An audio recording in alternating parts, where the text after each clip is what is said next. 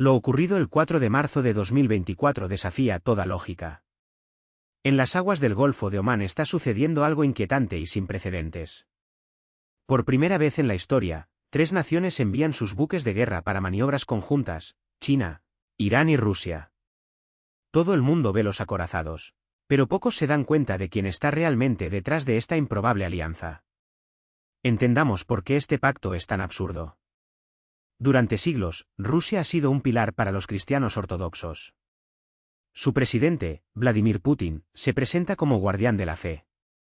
Sin embargo, ahora está aliado con Irán, un régimen teocrático que grita muerte a los infieles, y Rusia, irónicamente, es precisamente uno de esos infieles. Pero el caso más intrigante es el de China. Mientras encarcela a millones de musulmanes uigures, abraza el Islam radical iraní. Una contradicción flagrante. Mira la historia. Nada de esto tiene sentido. Rusia y Persia, el antiguo nombre de Irán, libraron guerras sangrientas. China y la Unión Soviética se apuntaron mutuamente misiles nucleares durante décadas. Estos países se odian entre sí. Entonces, ¿qué los une? La respuesta es simple: humillación. Cada una de estas naciones lleva heridas profundas. Rusia todavía sangra por la caída de la Unión Soviética en 1991. China carga con el trauma del siglo de la humillación, cuando las potencias extranjeras la dominaron y explotaron. Irán nunca perdonó la caída del Shah en 1979 y el aislamiento que siguió. Sanciones, desprecio, exclusión, fueron eliminados del juego. Ahora han decidido reescribir las reglas. Es como si los hubieran excluido de un gran baile, y en lugar de aceptar el papel, hubieran decidido quemar la sala. Pero hay algo más oscuro detrás de esto. Algo que va más allá de la política. Consulte las fechas: febrero de 2022, Rusia invade Ucrania, lo que devuelve la guerra al corazón de Europa. Octubre de 2023, Irán enciende la mecha en Israel y moviliza a sus aliados para desestabilizar Tierra Santa. Y ahora China rodea a Taiwán con ejercicios de bloqueo, mientras Estados Unidos advierte de una invasión inminente. 3 crisis estallan casi al mismo tiempo. ¿Coincidencia? Difícilmente. Estos países están construyendo un mundo aparte.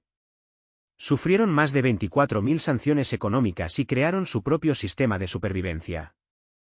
El 90% del comercio entre Rusia y China ya no utiliza el dólar. El bloque BRICS controla más de 1/3 de la riqueza mundial. Juntos poseen el 90% de las armas nucleares del planeta. Y aquí es donde la Biblia deja de ser solo un libro sagrado y se convierte en un mapa del futuro. Ezequiel escribió: Hijo de hombre, pon tu rostro contra Gog, de la tierra de Magog, príncipe y caudillo de Mesec y Tubal, de Persia, de Cus y de Fut, con ellos. Descifremos esto. Magog, según historiadores antiguos como Flavio Josefo, estaba en el borde del mundo conocido. Dibuja una línea recta al norte de Jerusalén y llegarás a Moscú. ¿Persia? Hasta 1935, el mundo llamaba a Irán con este nombre. La Biblia no usó un código, usó el nombre real. Y los reyes de Oriente. El Apocalipsis habla del inmenso poder que proviene de la salida del sol. Hoy en día, solo una nación al este del Éufrates tiene la fuerza militar para hacerlo: China. Pero hay un detalle aún más impresionante. Estos 3 enemigos históricos se unen poco después de que Israel renazca como nación en 1948. Después de casi 2000 años de inexistencia, la probabilidad de que 3 rivales se conviertan en aliados justo cuando Israel resurja es casi nula. En 2022, Putin citó la Biblia para atacar a Occidente, utilizando el Apocalipsis 3 y 16, porque eres tibio, ni frío ni caliente. Estoy a punto de vomitarte de mi boca. El patriarca Kirill, líder de la Iglesia Ortodoxa rusa, calificó la invasión de Ucrania como una operación militar sagrada contra el anticristo occidental. ¿Estaban usando la religión para justificar el poder? ¿O estaría Putin cumpliendo un papel ya previsto en las Escrituras? Para entenderlo, debemos remontarnos 2600 años atrás, a lo que profetizó Ezequiel. Habló de una gran invasión desde el extremo norte, encabezada por un príncipe de Magog. Un historiador de la época de Jesús, Flavio Josefo, dio una pista: Magog era la tierra de los escitas, tribus guerreras del norte a las que todos temían. Se decía que eran tan feroces que bebían sangre. Y la ciencia moderna lo confirma. Los estudios de ADN muestran que los rusos son descendientes directos de estos antiguos escitas. La sangre no miente. La profecía apunta a Rusia, pero hay un detalle que no encaja. Rusia es el país más grande del mundo, un gigante con inmensos recursos. ¿Por qué te importaría tanto un pedazo de tierra como Israel? Ezequiel responde, les pondré garfios en las mandíbulas. En otras palabras, no es una elección, es una fuerza irresistible. ¿Y para qué? Para tomar despojos y saquear riquezas. La respuesta está en el gas. Rusia construyó su poder vendiendo gas a través de Gazprom. Pero hace unos años algo cambió. En aguas del Mediterráneo, Israel descubrió uno de los yacimientos de gas más grandes del mundo, Leviatán. ¿Y el anzuelo? Israel planeó un gasoducto para vender su gas directamente al mundo. Rusia no puede permitir que este acuerdo se escape. Pero eso no es todo. Daniel tuvo otra visión, un segundo animal, parecido a un oso, parado de lado y con 3 costillas en la boca. El oso representa a Rusia. ¿Y las 3 costillas? Territorios que devoraría. Miremos la historia reciente, Georgia en 2008, Crimea en 2014, Ucrania en 2022. El oso de la profecía ya se ha tragado a 3 naciones. Y tu hambre no parece satisfecha. Para mantener su dominio en Medio Oriente, el siguiente paso lógico sería neutralizar la amenaza que Israel representa para su negocio de gas y su influencia militar. Durante 2600 años, esta profecía pareció lejana. Pero el oso del norte está despertando. Está a solo 60 kilómetros de distancia. Ya no se trata de teorías lejanas ni de viejos mapas, es una realidad geopolítica palpable, con tanques, misiles y soldados rusos a solo un paso de la frontera israelí. Y por si fuera poco, el oso no está solo. Tiene un aliado aún más peligroso, uno que hace todo lo posible para acelerar el caos, Irán. La antigua Persia, ahora transformada en una máquina de guerra teocrática. Imaginemos un país que podría ser una potencia económica, con suficientes reservas de petróleo para rivalizar con Arabia Saudita y de gas natural para superar a Qatar. Pero en lugar de la prosperidad, eligió la pobreza. En lugar de paz, financia el terrorismo. En lugar de construir escuelas, entrena a los niños para que calculen las trayectorias de los misiles. No es incompetencia, es una estrategia deliberada. El régimen iraní no quiere riqueza, quiere el apocalipsis. Y para ello está dispuesto a sacrificarlo todo, su economía, su gente, incluso su futuro. La obsesión no es política, es religiosa. Los ayatolás creen que el regreso del Mahdi, su Mesías, solo se producirá cuando el mundo esté sumido en la sangre y la desesperación. Y no están esperando. Están fabricando este escenario, pieza a pieza, como un rompecabezas macabro. Gastan miles de millones en misiles, milicias y propaganda, mientras la mitad de la población vive en la pobreza. ¿Por qué? Porque, para ellos, el hambre del pueblo es un pequeño precio a pagar por la gloria de acelerar el fin de los tiempos. Y el objetivo es claro, Israel. No como un enemigo cualquiera, sino como el último obstáculo que hay que eliminar para que pueda surgir el Mahdi. Para lograrlo, Irán ha construido una red de terror que se extiende como tentáculos alrededor de Israel, el llamado Anillo de Fuego. En el Líbano, Hezbollah, con 150.000 cohetes dirigidos a ciudades israelíes. En Gaza, Hamás se rearma con dinero iraní. En Yemen, los hutíes disparan misiles que ya han llegado al sur de Israel. En Siria e Irak, milicias con más de 140.000 combatientes, entrenadas y financiadas por Teherán. Y lo más aterrador, una ruta terrestre de 1.700 kilómetros desde la capital iraní hasta la frontera norte de Israel, lista para transportar armas, tropas y muerte. Irán no solo quiere debilitar a Israel.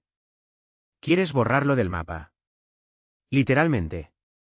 En cada misil lanzado, están pintadas en hebreo las palabras «muerte a Israel». En las escuelas, los niños aprenden matemáticas calculando ángulos para llegar a Tel Aviv. En las mezquitas, todos los viernes, resuena el mismo grito desde 60.000 púlpitos, «muerte a Israel». Y en las calles, murales gigantes glorifican la muerte en la guerra, mientras el gobierno paga miles de millones a las familias de los mártires, aquellos que mueren matando en nombre de la causa. Pero lo más aterrador no son las armas. Es convicción. Irán no actúa como un Estado racional. Actúa como una secta apocalíptica, dispuesta a quemar el mundo para demostrar que su profecía es correcta. Y ahora, con Rusia de su lado, el oso y el león se han unido, tal como lo describe la Biblia. Juntos, no solo amenazan a Israel.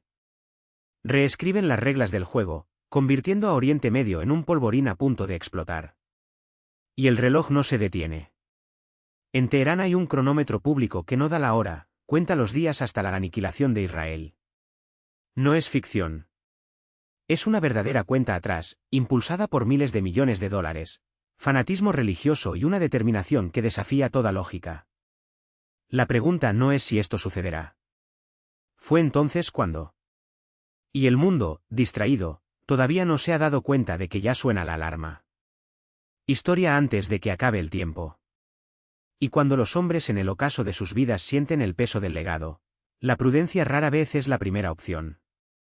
Putin ya ha visto a Ucrania convertirse en su Vietnam privado, un atolladero que consume recursos, prestigio y, sobre todo, tiempo. Cada día que pasa es un recordatorio de que su sueño de restaurar la gloria imperial rusa puede morir con él. El ayatolá Jamenei, por su parte, gobierna no solo un país, sino una teocracia que ha prometido a sus seguidores la destrucción de Israel como condición previa para el regreso del Mahdi. ¿Y Xi Jinping? No quiere simplemente ser recordado como un líder chino más.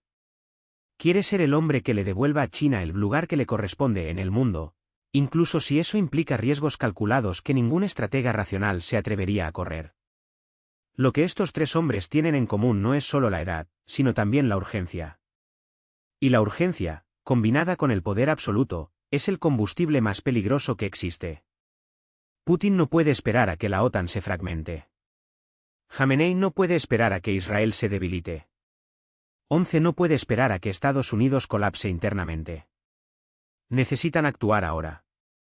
Y la historia muestra que cuando los tiranos que envejecen sienten que el suelo se mueve bajo sus pies, no retroceden, sino que se duplican. Pero hay un detalle aún más siniestro, estos hombres no actúan solos. Son piezas de un tablero que fue ensamblado mucho antes de que ellos nacieran. La profecía de Ezequiel no habla de una invasión cualquiera.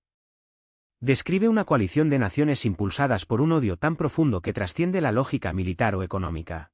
Rusia, Persia, Irán, Turquía, Libia, Etiopía, todos unidos en un solo propósito, marchar contra Israel.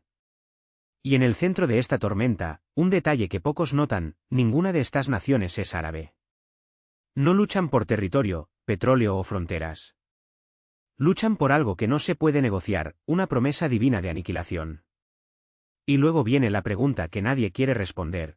¿Por qué Dios permitiría que un ejército de 200 millones marchara contra Israel? La respuesta está en el mismo libro que predijo esta guerra con siglos de antelación. Porque, al final, esto no es una batalla terrestre.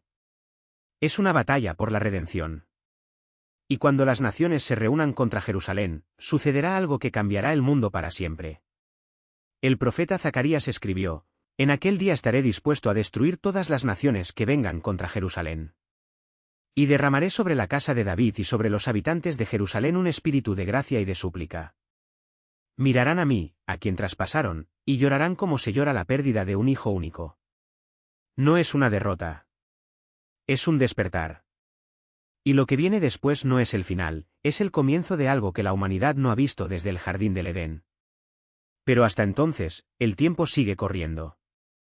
Y mientras el mundo debate si esto es posible, ya están avanzando. Las piezas están sobre el tablero. Las alianzas están selladas. Y el río que durante milenios contuvo a ejércitos enteros ahora se seca, dando paso a lo que está por venir. La pregunta no es si esto sucederá. Ahí es cuando te darás cuenta de que ya ha comenzado. Batalla, el cielo cae no solo granizo, sino también una tormenta de fuego. Llamas líquidas, como un mar de lava invertido, caen sobre las filas enemigas. Los tanques se derriten como mantequilla bajo un soplete. Los soldados no tienen a dónde huir, el fuego los consume antes de que puedan gritar. ¿Y el más terrorífico? No hay viento, no hay ninguna tormenta natural que explique eso. Es como si el aire mismo se convirtiera en combustible, alimentando un fuego que no se puede apagar. La tierra tiembla, el cielo arde y lo que queda es solo el eco de una pregunta: ¿quién puede resistir esto? El sexto juicio es el más silencioso y el más devastador. Una oscuridad sobrenatural cae sobre el valle. No es una noche cualquiera, ni una tormenta de arena. Es una ausencia de luz que asfixia, que hace que los hombres tropiecen como ciegos. Los sistemas de navegación fallan. Los drones caen del cielo. Los radares se llenan de estática. Y en medio de esa oscuridad, se escucha una voz, no la de un general, ni la de un profeta, sino la de él. No como un trueno, sino como un susurro que atraviesa los huesos. Yo soy el Señor y no hay otro. Y luego, como si el tiempo se hubiera detenido, la oscuridad se disipa, pero el ejército ya no es un ejército.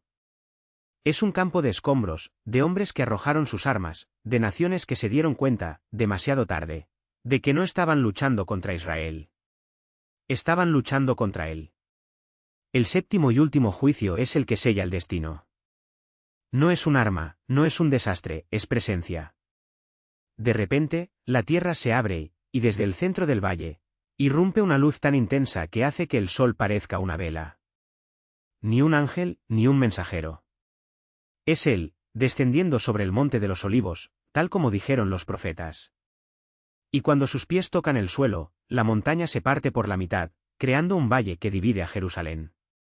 Los supervivientes no huyen. Caen de rodillas, no por miedo, sino porque, por primera vez, comprenden. No hay más dudas. No hay más debates. El Dios de Abraham, de Isaac, de Jacob, aquel a quien muchos habían olvidado o ridiculizado, está allí, en carne y fuego, y su palabra es ley. Y entonces sucede lo imposible. Las naciones que se reunieron para destruir a Israel no solo fueron derrotadas. Están deshechos. No hay rendición, no hay negociación. Solo existe el final de un capítulo y el comienzo de otro. Porque cuando Dios actúa, no hay término medio. No existe el tal vez. Solo existe la cruda verdad: Él siempre tuvo el control. Y mientras el mundo observa con asombro, Israel, pequeño, rodeado, aparentemente abandonado, se levanta. No con tanques, no con misiles, sino con algo que ningún ejército puede derrotar: la certeza de que cuando todos los demás fallaron, Él no, y esta certeza no es solo para Israel. Es para cualquiera que, en medio del caos, todavía se atreva a creer que existe un plan mayor. Que hay un Dios que no solo ve, sino que actúa. Eso no solo promete, sino que cumple. La pregunta no es si estás listo. La pregunta es: ¿esperarás hasta que sea demasiado tarde para elegir? Porque el reloj no se detiene. Y en el momento en que te des cuenta de que todo esto ya empezó, podría ser el momento en el que no habrá más tiempo para arrepentirte. En el campo de batalla, en una tierra donde la lluvia es casi una leyenda, se produce una inundación. Pero solo allí. Un torrente que no perdona, que no avisa, que no negocia. Aguas que caen como si el propio cielo hubiera abierto sus compuertas, transformando el suelo árido en un pantano de barro en segundos. Los tanques se hunden como barcos en una tormenta. Las armas se ahogan en la humedad sofocante y los hombres que marchaban con la arrogancia de los conquistadores ahora se debaten en una pesadilla de barro y desesperación. Pero esto es solo el comienzo. Porque luego viene el fuego. No un fuego cualquiera, sino llamas que caen desde arriba como una lluvia de azufre, el mismo juicio que redujo a Sodoma y Gomorra a cenizas, y pruebas de las cuales los arqueólogos aún desentierran en las costas del Mar Muerto. El cielo no solo llora, se quema. Y lo que queda no es un ejército, sino un escenario de horror bíblico, donde la tierra tiembla, el aire apesta a azufre y la muerte no es una posibilidad, sino una certeza escrita en las nubes. Y luego, la sangre. No la sangre derramada en combate, sino la sangre que se niega a detenerse. Cada herida, por pequeña que sea, se convierte en una sentencia. Las venas se abren como ríos sin represas, y lo que debería ser vida fluye hasta que no queda nada. Es la plaga la que convirtió las aguas de Egipto en sangre, solo que ahora no es un río el que se corrompe, sino el cuerpo mismo de cada soldado. La muerte no es rápida, es implacable, metódica, como si el tiempo mismo se hubiera vuelto contra ellos. ¿Y cuántos cayeron? La profecía de Ezequiel no deja dudas, os haré pedazos. Os llevaré a los montes de Israel y dejaré con vida solo una sexta parte de vosotros. ¿Un sexto? 5 de cada 6 soldados, aniquilados. En cifras, esto significa el 83,3% de una fuerza de 200 millones, 166,7 millones de muertos en un solo día. En un territorio no mayor que una provincia, los cadáveres se amontonan hasta el punto de que no hay lugar para pisar sin aplastar huesos. 11.000 cadáveres por kilómetro cuadrado. Una densidad de muerte que desafía la imaginación. ¿Pero por qué salvar un sexto? ¿Por qué 33 millones de hombres regresarían vivos a casa? Porque Dios siempre preserva un remanente. Un grupo pequeño, pero suficiente para presenciar. Para contarle al mundo lo que vieron. Y aquí está el detalle que congela la historia: ese mismo sexto fue la proporción salvada en el arca de Noé. ¿Coincidencia? No. Es el patrón divino, siempre un sexto para empezar de nuevo. Y estos 33 millones no regresaron como héroes. Regresaron como mensajeros del terror. Hombres que, en chino, persa y ruso, repetían temblando la misma verdad: no era un ejército. No era una bomba. Era Dios. Cada sobreviviente se convirtió, lo quisiera o no, en un predicador del poder que los aplastó. 5,5 millones de ellos regresaron a China, y ese día, en 6 minutos, la mentira del Estado, la idea de que Dios no existe, se derrumbó junto con sus ejércitos. Lo que el mundo vio no fue una historia nueva. Era el más antiguo de Israel, recreado a escala global para que todos lo entendieran. En el Éxodo, el Mar Rojo se abrió para salvar al pueblo. Ahora la tierra se ha abierto para tragarse a sus enemigos. Faraón persiguió a Israel con 600 carros. Estos nuevos faraones enviaron 200 millones de soldados y el resultado fue el mismo, solo que al revés. Tras el silencio vino la tarea colosal: limpiar lo que quedaba. Ezequiel ya lo había descrito con aterradora precisión. El pueblo de Israel pasará 7 meses enterrando a los muertos para purificar la tierra. Y 7 años quemando las armas de los invasores, usándolas como leña. Con una población de 9 millones, cada israelí tendría, en promedio, 79 cuerpos que enterrar. El lugar donde enterraron a todos los muertos adquirió un nombre eterno: el Valle de Amon-Gog, el Valle de la Multitud de Gog. ¿Y las armas que vinieron a destruirlos? Se convirtieron en combustible. Durante 7 años, Israel no necesitó petróleo, gas ni carbón. El arsenal de tus enemigos se ha convertido en tu medio de vida. El pan que Dios les dio en el desierto. En medio de todo ese caos, surgió una verdad innegable. Ese fue el día en que todo incrédulo se convirtió en creyente en un instante. Pero lo más impresionante de todo es que los líderes de esta invasión conocían las profecías.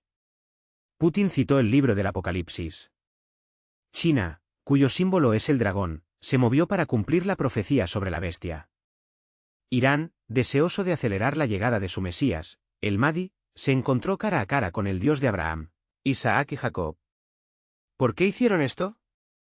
Porque eran como actores de un guión que no escribieron, como Judas en la última cena, creyendo que tenía el control, cuando en realidad cada uno de sus pasos era simplemente cumplir la palabra escrita miles de años antes.